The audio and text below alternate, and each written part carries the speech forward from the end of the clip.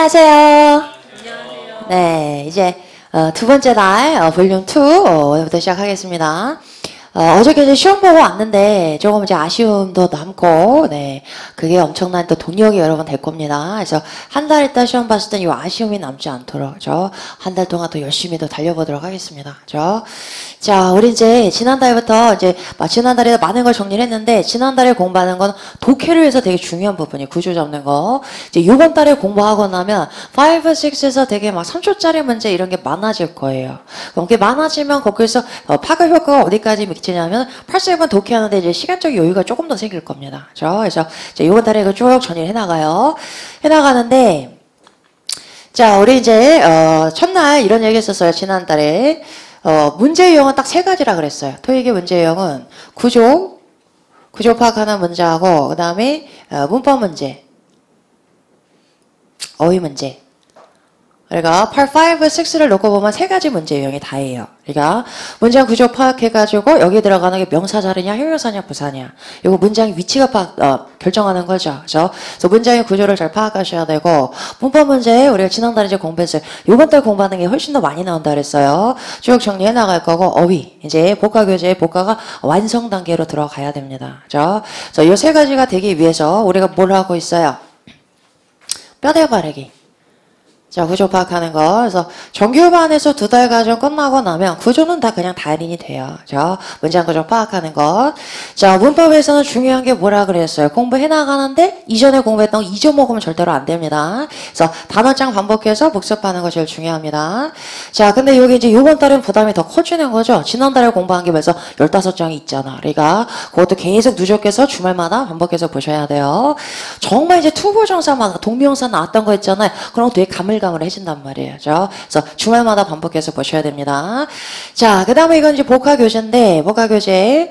자, 우리 인강도 있는 친구들도 마찬가지고, 지난달에 내가 조금 버겨서 뼈바 시험으로 대체했었다는 친구들도 이번 달에 이제 복화 시험으로 많이 옮겨가세요. 그래서 복화가 결국은 완성이 돼야지, 내가 뭐가 돼요? 토익 점수가 완성이 됩니다. 자, 물론 내가 지금 700점을 목표로 하고 있다 그러면은, 복화까지 그렇게 많이 하진 않아도 돼요. 뼈바 계속, 해나가도 괜찮습니다. 그런데 내가 800점 이상, 900점 이상 올라가겠다는 친구들은 이제 복화를 시작을 하셔야 돼요. 자, 그래서 복화 공부하는 법에 대해서 우리가 지난달에 얘기했었는데 다시 한번 설명을 좀 하면, 자, 이렇게 나오죠. 우리 복화 교재 나오고, 자, 여기 이제 표제어 나오고, 영어, 한국말 이렇게 나눠져 있잖아요. 여기서 비즈니스, 표제어. 자, 그럼 뜻이 사업. 이렇게 써 있는데, 자, 요거 안다 그래서 넘어가면 절대로 안 된다 그랬어요. 자, 여기서 나오는 예문이 중요한 거죠. 그래서 예문에서 꼼꼼하게 보셔야 되는데, 자, 예문에 이제 어떤 거 나오냐면, 거래를 하다. 라고 할 때 무슨 동사 짝꿍? 두 동사. 두 동사랑 짝꿍되는 애는 별로 없어요. 이렇게 나오고 골라라. 그럼 비즈니스 골라오셔야 돼요. 자, 근데 누구, 와, 거래하다 할 때 전치사 누구 짝꿍? with 짝꿍. 자, 이런 것까지 세밀하게 챙겨보셔야 됩니다. 자, 아니면 또 내가 부산에 갔는데, 비즈니스 갔습니다. 그럼 부산에 모상 갔다는 얘기예요. 업무차 갔습니다. 출장 갔습니다. 이런 얘기. 자, 그럴 땐 여기서 on 쓰는구나 알아두셔야 되겠고. 자, 아니면 비즈니스는 대부분이 불가사명사인데 유일하게 비즈니스 앞에 관사가 붙는 경우가 있어요. 이때는 무슨 뜻? 회사, 업체 이런 뜻이에요. 8세분에서 비즈니스하고 나한테 대중사업 이렇게 해석하다가 혼자 조금 다르게 이상하게 소설 쓰는 경우 되게 많아요. 그래서 보자마자 이건 하나의 회사거나 업체구나 라고 이해하셔야 되는 거예요. 그래서 예문 위주로 세밀하게 가셔야 됩니다. 그래서 이걸 근데 공부하는데 딱 보고 나서 난 비즈니스 완벽하게 외우기 전까지 절대 그 다음에 못 넘어가. 이런 식으로 하면 부담돼서 나도 공부 못한다 그랬어요. 그래서 처음에는 그냥 쭉 읽어 내려가는데 같이 이렇게 한꺼번에 막 읽지 마시고 일단은 영어 문장 본 다음에 내가 확실하게 모르겠어도 스스로 한번 해석을 해보세요.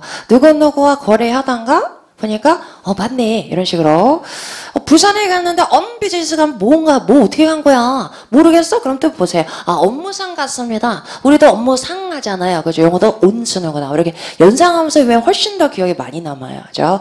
그리고 비즈니스인데 하고 나면 어는 뭐예요? 객체화시킬 수 있는 거 가산명사는 객체화시킬 수 있는 거죠. 그러니까 사업이라는 거는 쟤랑 사업하고 뭐하고 객체화시킬 수가 없잖아요. 근데 객체화시켜 놓은 거니까 얘는 업체라는 뜻이구나. 회사라는 얘기구나. 이런 식으로 구체적으로 자꾸 받아들이면서 뭔가 나만의 스토리를 자꾸 만들어가야지 머릿속에 잘 남아요. 그죠? 그래서 이렇게 공부를 해나가는데, 자, 이렇게 해서 쭉 읽으세요. 데이 1까지. 끝났어. 다시 돌아와. 다시 하는 거예요. 그래서 내가 어느 정도 시간적인 여유가 된다 그러면 매직 넘버는 7회. 7회를 똑같은 걸 반복해서 보면 머릿속에 무의식에 확 남는데요. 그죠? 그래서 이 정도 해 놓으시고, 자, 그 다음에 이게 끝났으면 이제 나머지 3회는 뭘 해야 돼요? 이제 반대로. 영어를 손바닥 가리고 한국말 본 다음에 영작하는 거 해봐야 돼요. 되게 많이 봐서 익숙한 것 같은데도 거래하다 그럼 do business 다음에 전체 다 뭐더라? 막 이런단 말이에요. 그죠?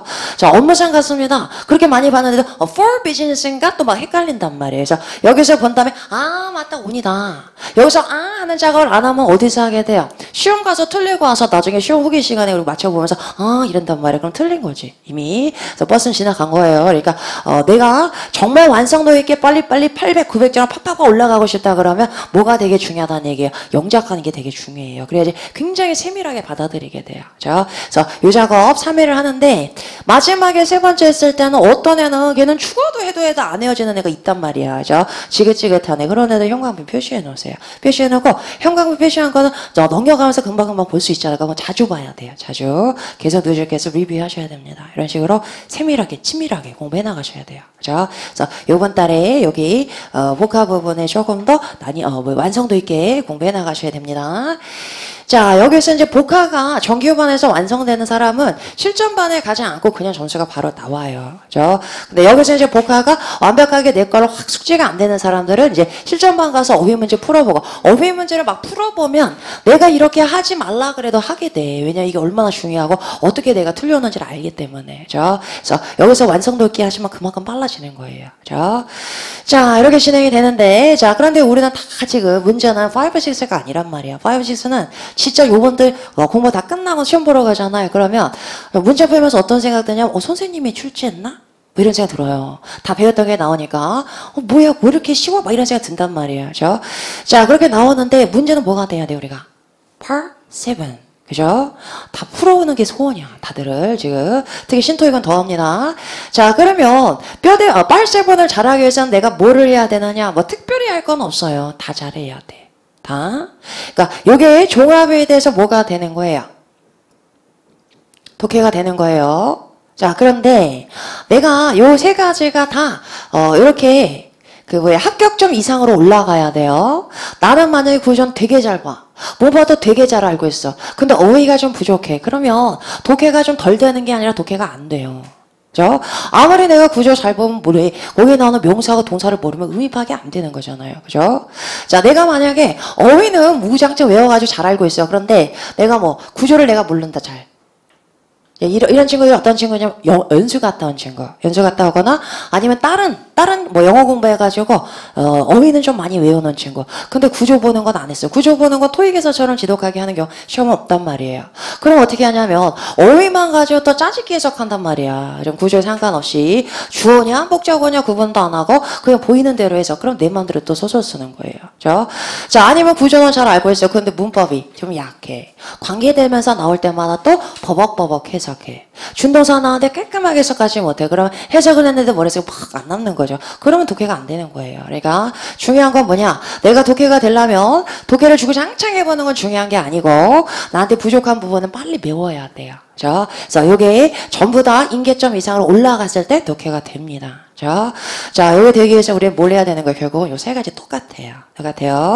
자, 그런데 이번 달에는 우리가 8세번을 들어가면서 이제 독해를 해볼 거예요. 자, 요 부분 해보는 거 물론 연습하는 것도 중요하고 독해를 하면서 8세번의 문제를 풀어보면서 아, 문제 유형이 이렇게 나오는구나. 아, 요런 식으로 오답에 꼬여 나오는구나. 아, 요런 걸 주의해야 되는구나. 요런 걸 좀 살펴봐야 돼요. 그죠? 네, 요런 걸 살펴보면서 8세번 문제 유형 분석은 다 할 건데 그때까지 아무튼 요것들이 다 올라와가지고 우리가 어느 정도 점 이상 올라와야 됩니다. 자, 그러면 이제 독해 연습도 하고 문제 유형 익히면서 8세는 우리가 이번 달에 완성해 갈 거예요. 자, 이 작업을 우리가 해나가도록 합니다. 자, 우리 뼈대바르기 얘기는 지난달부터 쭉 했었는데 오늘 또 두 번째 날 또 시작하는 거니까 뼈대바르기 다시 한번 정리 한번 해보고 갑니다. 자, 영어 문장 구조가 뭘로 시작한다 그랬어요? 영어 문장은 주어로. 그죠? 주어 다음에 뭐가 나와요? 동사. 자, 동사에 따라서 목적어는 있을 수도 있고 없을 수도 있습니다. 네, 대부분의 동사가 타동사니까 타동사 뒤에는 뭐가 있어야 된다? 아, 목적어. 이렇게 봤어요. 자, 요거 문장 하나 써볼게요. 나는 책을 읽습니다. 자, 여기 요거 문장인데, 자, 여기서 이제 품사 얘기해 볼게요. 주어 자리에는 어떤 품사만 나올 수 있다? 명사. 그죠? 자, 이런 애들은 명사 대신해서 무슨 명사라 그래요? 대명사. 그죠? 자, 목적어 자리에도 어떤 품사만 나올 수 있다? 명사. 그죠? 자, 그리고 하나의 동사가 나옵니다.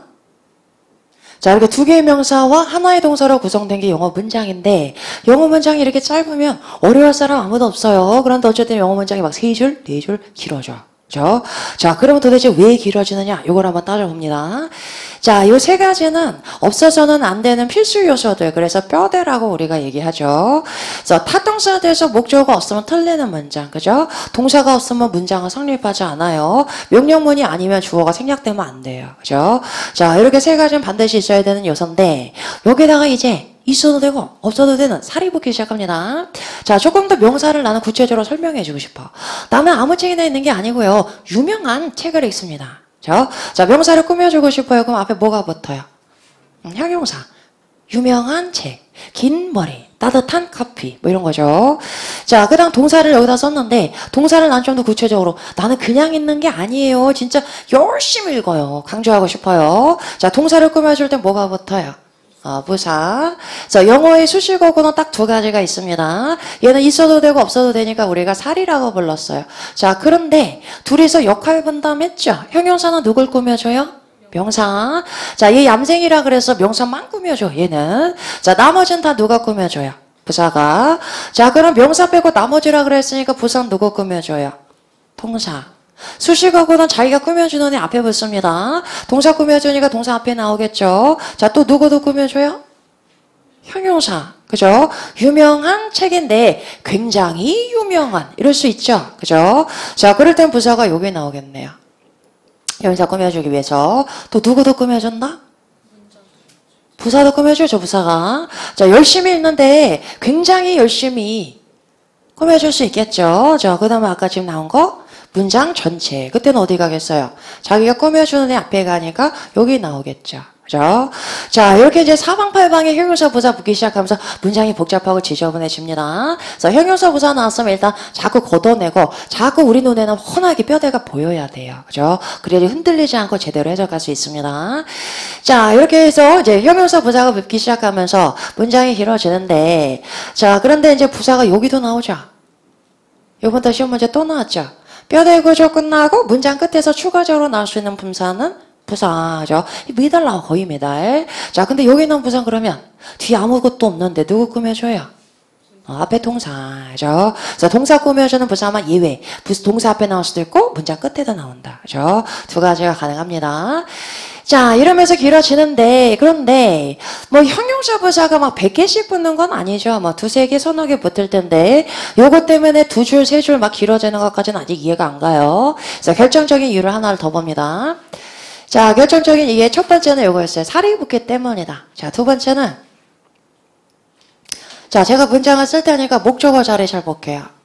나는 책을 좀 원합니다. 생일 선물로 딴 건 말고 다 책 벌레자 책을 원해요. 했어요. 자, 목적어 자리 어떤 품사 나왔어요? 명사. 그죠?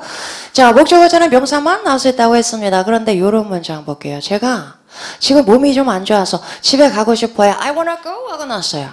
요 문장에 지금 목적어 있어요? 없어요? 자, 우리 또 이런단 말이야. 배운 지 또 오래된 투부정사 지난달 첫 주에 배웠기 때문에. 자, 투부정사는 명사구니까 무슨 역할을 한다?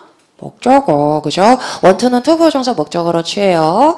자, 원투는 한번 타동사였으니까 이 타동사 맞는 거예요, 그죠? 자, 목적어는 우리말로 어떻게 해석이 돼? 뭐뭐? 쓸, 그죠? 자, 해석해보면 나는 원합니다. 가는 것을 원합니다. 그죠? 그래서 투부정사 묶어가지고 목적어 보셔야 돼요. 그런데, 아니, 명사만 목적어 자리에 들어온다고 그랬잖아요. 명사가 아니잖아요. 맞아요? 뭐라 불러요, 우리 명사? 구다. 그죠? 영어의 명사구 역할을 하는 거 두 가지 있습니다. 투부정사 있고 뭐 있어요?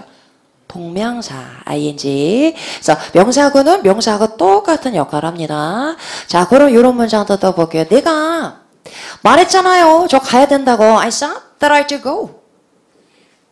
자, 이렇게 얘기했어요.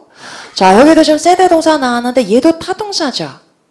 자, 그럼 목적어 있어야 돼요. 뭐뭐술 말했습니다. 나와야 됩니다. 그럼 누가 목적어예요? 대절이.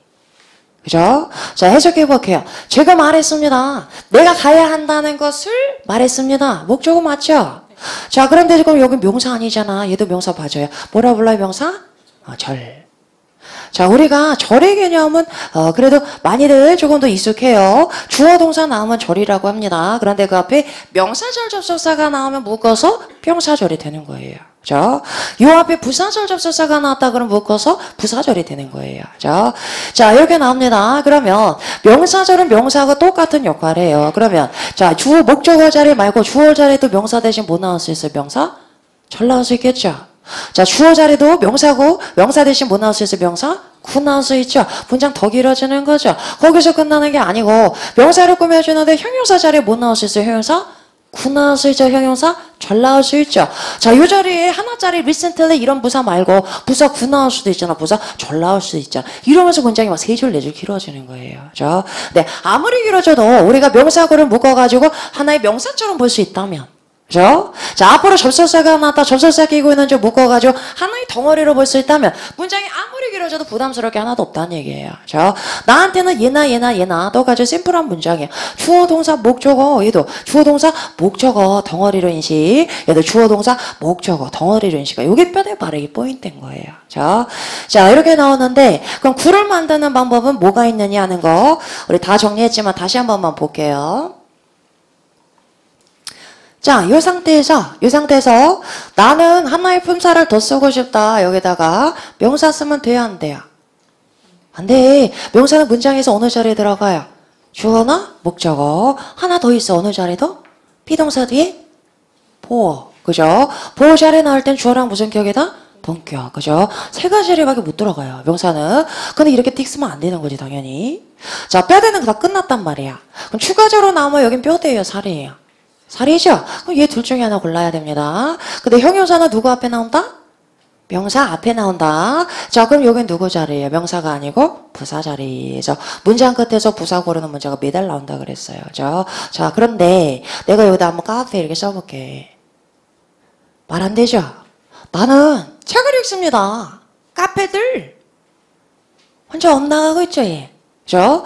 자, 주 명사는 주어나 목적어 자리에 나와야지 동사랑 맞물려서 해석이 돼요. 내가 책을 읽는다라고 해석이 되는데 자, 여긴 지금 아무것도 없잖아. 혼자 덜렁 쓰였잖아요. 이렇게 쓰면 돼요, 안 돼요? 안 되는 거예요. 그죠? 자, 그런데 문제는 나도 여기다 부사를 쓰고 싶은데 나는 부사 형태가 존재하지 않아. 카펠리 이런 게 없단 말이에요. 자, 그럼 어떻게 하느냐? 자, 이 명사를 원래 썼던 절에 연결해줄 연결어가 필요합니다. 그게 누구예요?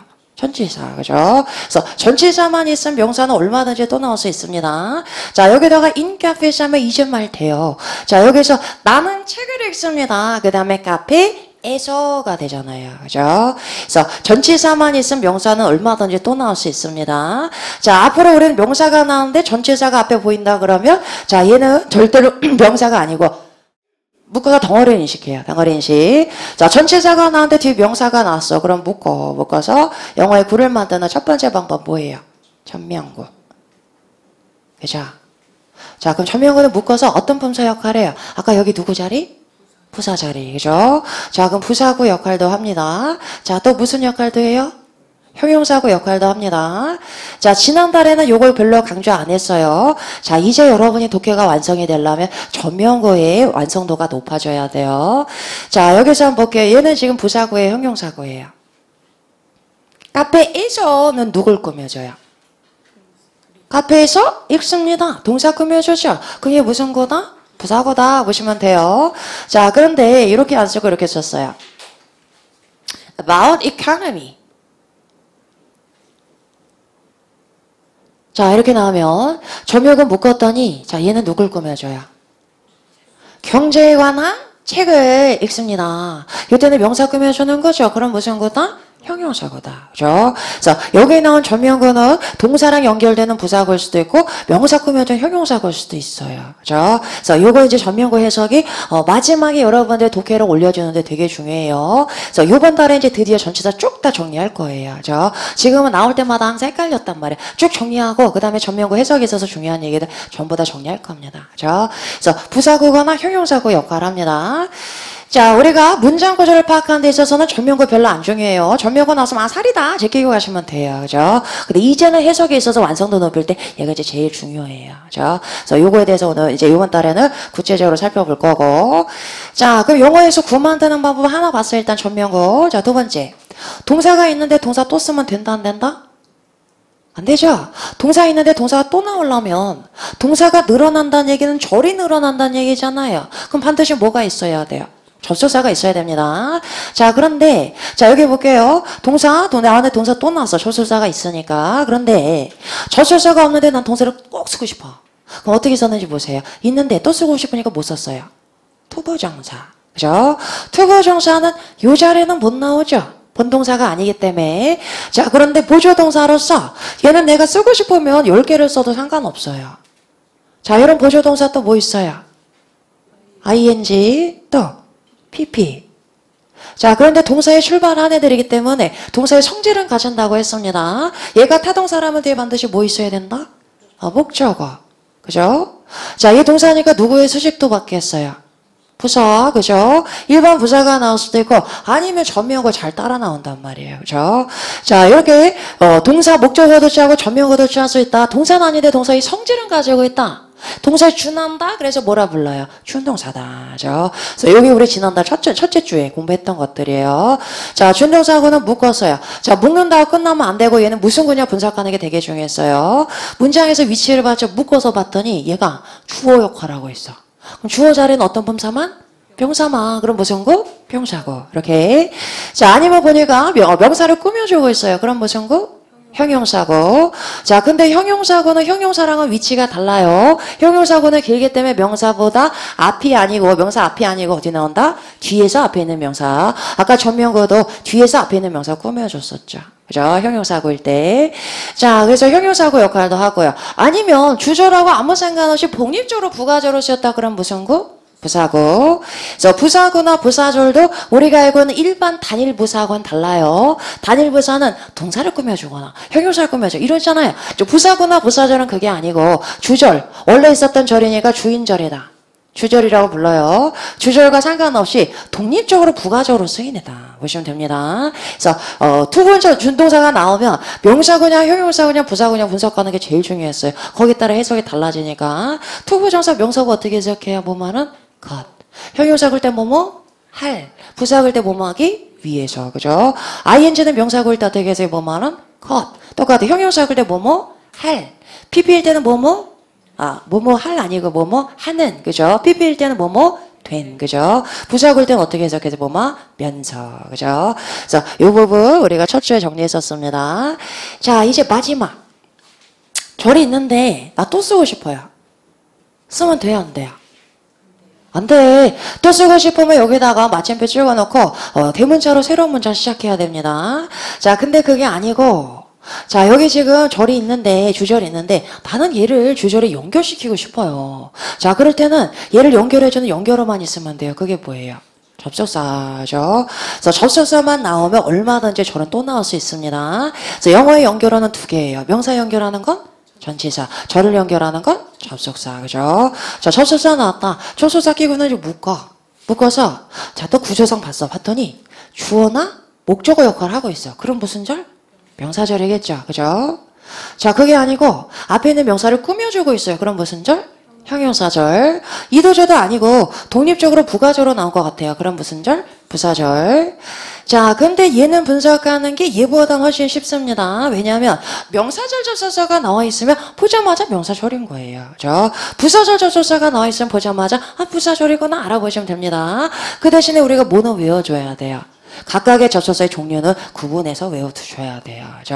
이번 달에 쭉 정리해요. 자, 이 중에서 우리가 준동사를 가지고 처음에 한 일주일 이상을 했습니다. 자, 그 다음에 요거 끝난 다음에 이제 뼈대 구조 가지고 동사 가지고 뼈대 구조 공부했어요. 그거 끝나고 뭐 했어요? 동사의 형태 변화, 수동태, 시제, 요거 정리했었죠. 그 다음에 이제 뭐 했어요? 요거랑 이제 좀 상관없죠. 비교급, 특이한 구조 정리했습니다.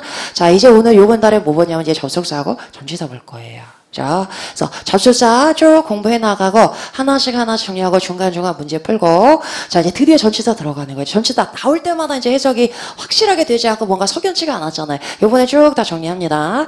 자, 요거 끝나고 나면 이제 연결어 총정리 문제 풀 거예요. 그러면 요번 달 반이 다 끝나 있어요. 자, 그래서 우리가 이런 얘기 했어요. 우리가 넘어야 될 산이 3개가 있다. 하나는 준동사. 자, 끙끙끙끙 하면서 우리 넘었어요. 자, 그 다음에 두 번째는 뭐예요? 동사. 그 다음에 이제 마지막이야. 세 번째는 뭐예요? 접속사예요. 합쳐서 얘기하면 전치사, 접속사 합쳐서 연결어. 그래서 요게 이제 요번 달에 반을 차지하고요.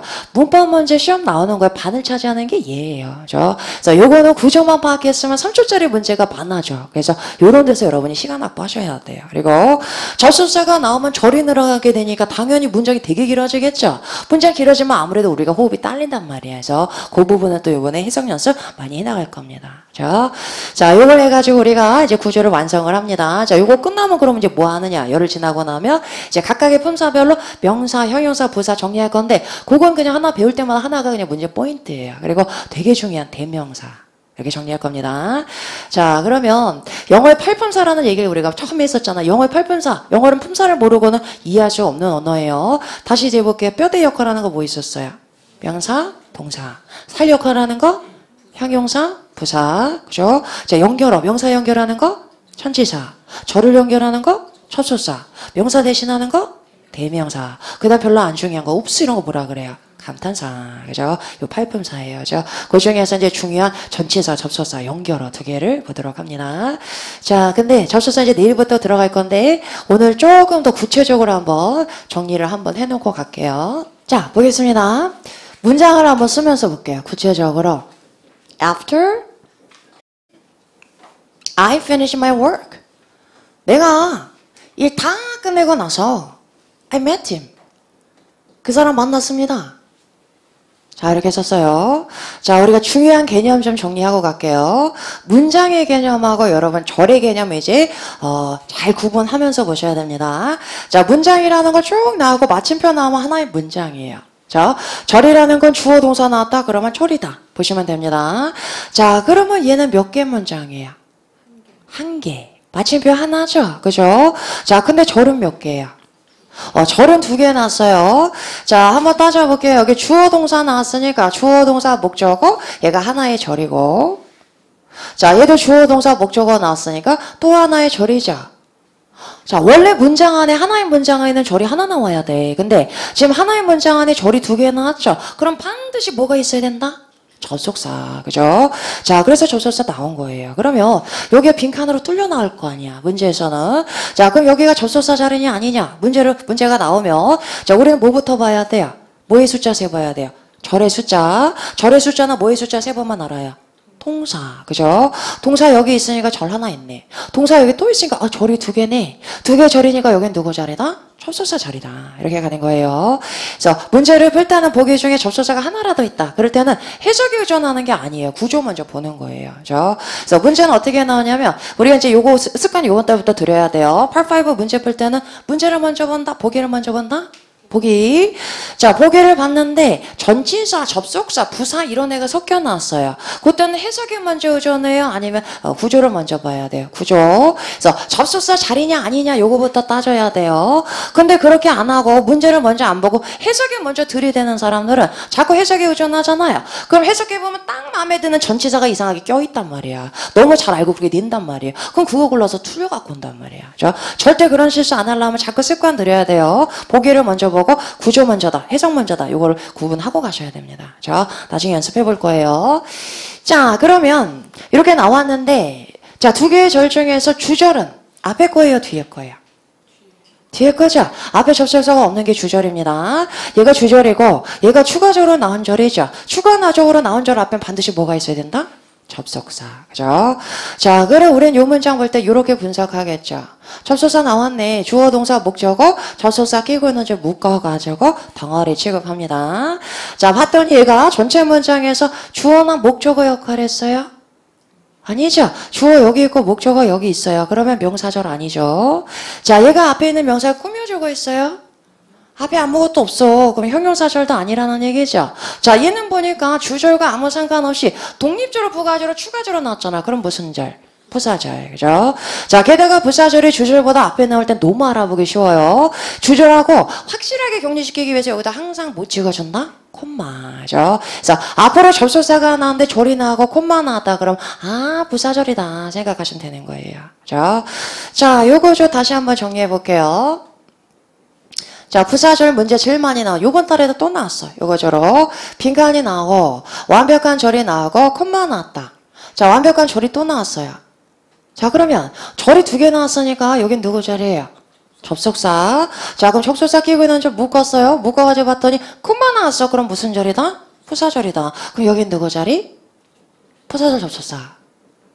근데 보기에 봤더니 부사절 접속사가 하나밖에 없어. 그럼 해석할 필요도 없는 거예요.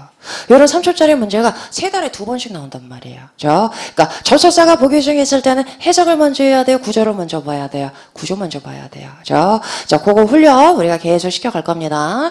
자, 이런 문제 이제 3초짜리 풀어오시면 돼요. 그죠? 자, 그러려면 근데 뭔 외워놔야 돼요? 부사절 접속사 종류 외워놓으셔야 돼요. 그죠? 이거 내일 모레 들어갑니다. 자, 또 2번째 볼게요. 오늘 파티가 있는데 내가 좋아하는 남자애가 있거든요. 근데 걔가 오는지 안 오는지를 나는 알지 못합니다. 이거 써볼게요. I don't know if he's coming. 자, 썼어요. 자, 접속사니까 접속사 끼고 있는 줄 묶어볼게요. 묶어서 하나의 덩어리로 봤어요. 자, 그럼 구조 한번 분석해봅니다. 주어 나고 동사 나왔어. 우린 동사 대상 항상 뭐 기다려야 돼요? 목적어, 그죠? 대부분의 동사는 타동사라 그래서 항상 목적어 있는지 꼭 확인하셔야 됩니다. 접속사에서 이게 되게 중요해요. 그죠? 자, 그럼 목적어 역할을 하고 있어. 목적어 자리는 어떤 품사만 나올 수 있다? 명사. 그럼 당연히 얘는 무슨 절이다? 명사절.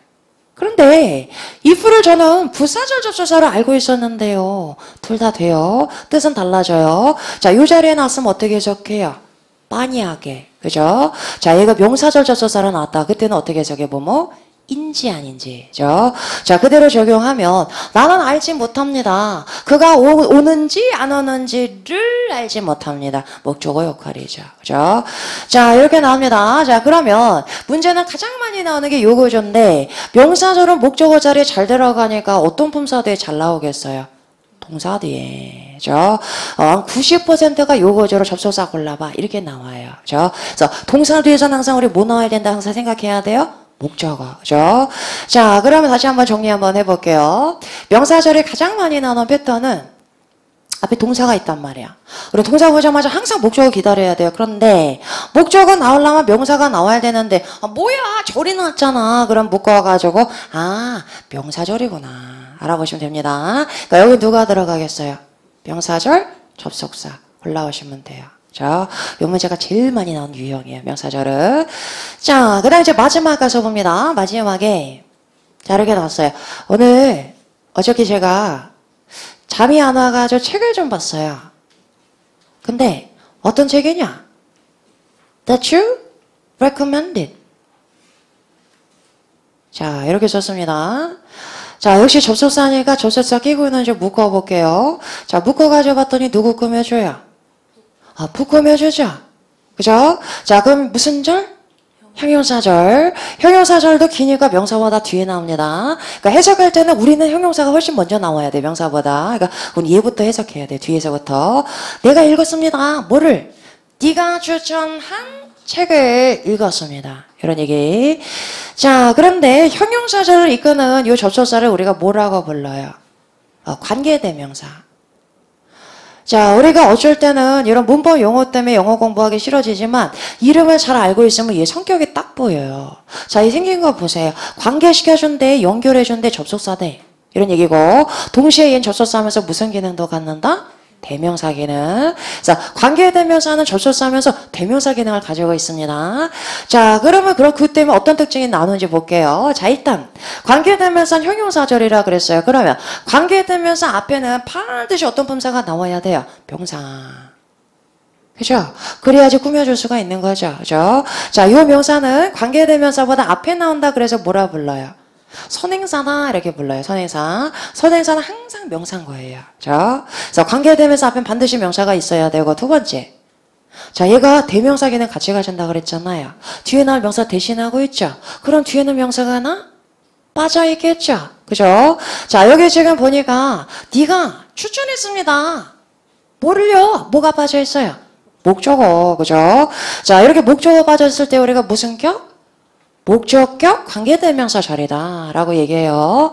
자, 만약에 목적어는 있는데 주어가 빠져 있어. 그럼 무슨 격? 축격 관계대명사 절이다 얘기를 합니다. 자, 관계대명사 뒤에는 주어나 목적어 둘 중에 하나가 빠져 있는 절이 나와요. 자, 그러면 뼈대가 빠져 있으니까 완전해요, 불완전해요? 불완전하죠. 그죠? 그래서 항상 뒤에는 불완전한 절이 나와요. 이렇게. 그래서 앞으로 모든 관계대명사 문제는 요거 따지면서 시작해야 됩니다. 자, 여기 들어가 골라봐. 그러면 아, 명사 있네. 아, 뒤에 보니까 주어는 있는데 목적어 빠져 있네. 이렇게 불완전이니까 관계대명사 골라주시면 돼요. 요번 때 문제 또 어떤 거 나왔어요? 앞에 명사 나오고 뒤에 주어 빠져 있었어. 주어 빠진 거 너무 티나잖아. 동사 바로 나오니까. 그럼 관계대명사 골라오시면 돼요. 자, 요런 쉬운 문제들이 제일 많이 나와. 요런 쉬운 문제들. 자, 다시 한번 정리 한번 해볼게요. 형용사절. 자, 앞에 명사 나왔고 선행사 있고요. 자, 관계대명사 뒤에는 어떤 절이 나온다? 아, 불완전절. 명사가 하나 빠져 있어야 됩니다. 자, 요걸 확인하고 맞다, 맞으면 관계대명사 골라오시면 돼요. 그리고 해석할 땐 이렇게 묶어서 꾸며준다. 이렇게 해석하시면 됩니다. 자, 제가 지금 공식처럼 세 가지를 정리를 했는데, 자, 요것만 제대로 내가 파악할 수 있어도 접속사 문제 80% 맞춰올 수 있어요. 자, 그럼 나머지 우리는 수업 시간에 뭐 하느냐? 이제 반점짜리 문제까지 다 정리하는 거야. 그리고 해석 연습도 해보고. 자, 요것만 세 가지만 잘 기억하면 문제는 80%까지 다 풀어올 수 있어요. 자, 여기서 얘가 이제 제일 독특한 애 어떻게 본다 그랬어요? 빈칸 나오고 절이 나왔는데 콤만 나왔어. 그럼 무슨 절이다? 부사절이다. 그죠? 부사절 줬어서 외워가지고 골라오시면 됩니다. 자, 두 번째. 명사절은 어떤 품사 뒤에 잘 나온다? 동사 뒤에, 그죠? 동사 뒤에는 목적어 절이니까 명사절 잘 나오겠죠. 그죠? 자, 그 다음 얘하고 비교할 때, 요거 비교하면, 자, 얘는 동사 뒤에 나오고 얘는 명사 뒤에 나오는 거예요. 형용사 절이니까 당연히 명사 뒤에 나오겠죠. 그래서 앞에 있는 명사 꾸며주겠죠. 자, 동사 뒤에서 관계대명사 나올 수 있어요? 절대로 안 되지. 그죠? 관계대명사 앞에 명사가 있어야 돼요. 그죠? 자, 그러면 명사 뒤에서 명사절 접속사 나올 수 있어요? 없어. 자, 근데 요 실수 되게 많이 해요. 요거 실수 안 하게 주의하세요. 자, 명사가 나왔는데 뒤에 명사절 접속사가 나왔다. 자, 그럼 절이 이렇게 나와서 얘 묶어가지고 명사절 되는 거죠. 명사절은 명사하고 똑같은 역할을 하잖아요. 영어에서 명사가 연달아 붙어 나올 수 있다 없다? 없다. 명사 충돌이다. 이렇게 얘기하죠. 자, 유일한 예외가 몇 형식일 때? 4형식일 때. 그리고 또 하나의 예외는 복합명사인데 명사절이 복합명사가 될 수는 없잖아요. 그죠? 자, 4형식을 제외하고는 안 된다는 얘기예요. 문장에서 보면 주어, 동사, 목적어 이렇게 나오면 얘하고 명사인데 연달아 안 붙어 나와요. 앞에 누가 있는 경우? 동사. 그죠? 자, 추가적으로 명사 쓰고 싶으면 앞에 뭐 있어야 돼요? 전치사. 그러니까 동사가 있어야 명사가 또 나오는 거예요. 전치사가 있어야 명사가 또 나오는 거예요. 명사는 붙어 나올 수가 없어요. 그죠? 그래서 명사 대서 명사절 나올 수 있다 없다? 절대 없다. 이거 나중에 문제품에서도 강조할 거예요. 자, 그래서 여기서 두 가지를 구분하는 제일 중요한 거는 뭐다? 앞에 품사입니다. 자, 동사 뒤는 명사절, 명사 뒤는 형용사절. 자, 그래서 오늘 접속사 끼고 있는 줄 묶은 다음에 부사절이다. 명사절이다, 형용사절이다. 요 구분하는 거 연습해 오세요. 자, 그래서 요것만 여러분이 좀 자연스럽게 묶어가지고 팍팍팍 보이기 시작하잖아. 그럼 세부적으로 들어가는 건 훨씬 쉬워지는 거예요. 자, 그래서 요 연습을 해 오시는데, 자, 요걸 어디 가서 해 오시냐면 12페이지 펴보세요. 12페이지. 자, 거기 20개 문장 나와 있는데, 내가 지금 접속사에 익숙하지 않다. 그러면, 아무튼 그래도 연습 한번 해보세요. 자, 절 끊어내는 거.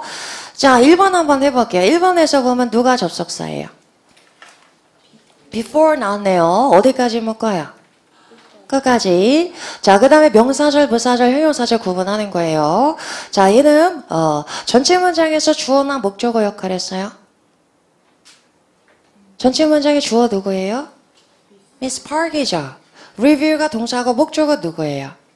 Statistics하고 나왔죠. 그죠? 자, first quarter까지 중간에 짝대기 꼬여 있는 거는 묶어가지고 형용사 취급하시면 됩니다. 나중에 배워요. 자, 그럼 주어, 동사, 목적어 나왔고 추가적으로 나왔으니까 명사절은 아니겠죠. 그죠? 자, 그럼 명사 뒤에 나왔으니까 형용사절일 수도 있고 주절과 상관없이 부가절로 나왔으니까 부사절일 수도 있고 자, 근데 before가 관계대명사냐 부사절 접속사냐 알고 있으면 그냥 바로 아는 거고 자, 몰랐다 그럼 따져보세요. 자, 얘가 관계대명사라면 뒤에 어떤 절 나와야 된다 그랬어요? 불완전절. 주어나 목적어 빠져 있어야 되는데 주어는 있고 PPP니까 PPP 뒤에서 목적어 또 나올 수 있다 없다? 없다. 그죠? 완전한 절이죠. 그죠? 그럼 얘는 무슨 절이다? 부사절이다. 그죠? 이렇게 구분한 다음에 해석 연습까지 해가지고 오세요. 자, 이렇게 쭉 정리해가지고 오시면 우리가 내일부터 이제 하나씩 세부적으로 들어갑니다. 자, 정리 한번 해봅니다. 접속사. 가장 중요한 세 가지 종류를 정리를 해봤어요. 무슨 절 접속사 나왔어요? 명사절 접속사. 또? 형용사절 접속사는 이름이 뭐였어요? 관계대명사. 또? 부사절 접속사. 그죠?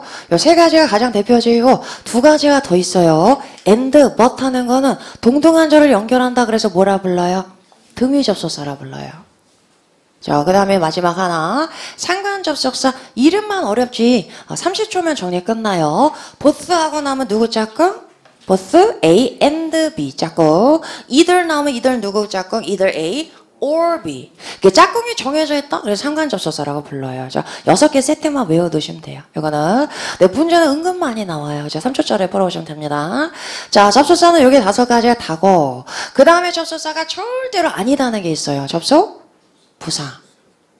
그죠? 자, 얘는 부사야. 접속사가 아니고. 자, 대표적인 애 누구 있냐? however. 그러나, 얘는 접속사 아니고 부사입니다. 부사. 그럼 접속사가 아니니까 절과 절을 연결할 수 있다, 없다? 없다. 근데 접속사 고르는 문제에서 늘 오답으로 나온단 말이에요. 그래서 얘도 알고 있어야 우리가 피해갈 수 있는 거예요. 그죠? 그래서 우리 여기까지 정리합니다. 그래서 내일부터 시작해서 명사절부터 들어갈 거예요. 이거 끝나고 나면 이제 문제 제일 많이 나오는 부사절 접속사. 자, 이거 끝나고 나면 이건 이제 3일 동안 공부하고 하루 동안 공부해. 하루 동안 간단한 거기 때문에 자, 요게 이제 제일 길어요. 관계되면서 3일에 걸쳐서. 자, 끝나고 나서 전치사까지 공부하고 문제까지 풀고 나면 반이 지나가 있을 거라 그랬어요. 그죠? 그래서 접속사 부분은 정리를 합니다. 언제? 접속사는 기대되죠, 여러분. 네. 접속사, 나는 접속사가 제일 재밌는 것 같아. 이거 약간 수학 공식처럼 탁탁탁 떨어져. 그런데 약간씩 또 예외적인 것들이 좀 있어요. 그래서 거기서 여러분들이 막 이제 괴로워하는데 그것도 우리 준동사는 뭐 우리가 쉽게 넘었나, 그죠? 동사는 뭐 우리가 쉽게 했나요? 접속사도 마찬가지. 또 끙차면서 이번에 확 넘어버릴 거예요, 그죠? 근데 열흘이나 걸린다 그래서 열흘 동안 그러니까 굉장히 많은 양일 겁니다. 그리고 요거는 굉장히 보상이 커. 문제가 너무 많이 나오기 때문에, 그죠? 그래서 접속사 부분에서 한번 이렇게 탁 깨쳐버리게 되면 좀 약간 이게 뭐 토익 풀 때 약간 건방지게 풀게 돼요. 이까지 거 이거지. 이까지 거 이거. 이런 문제가 많아져요. 왜냐면 구조 가지고 푸는 거기 때문에. 그죠? 그래서 내일부터 이제 구체적으로 하나씩 들어가도록 할게요. 오늘은 틀 잘 잡아오세요. 틀 잘 잡아오시고 시험 보고 그리고 바로 왔더니 막 풀어지고 이런 건 별로 없죠. 자, 여러분, 우리 역시 프로젝트 반인 거 상태 아주 좋아 보여요.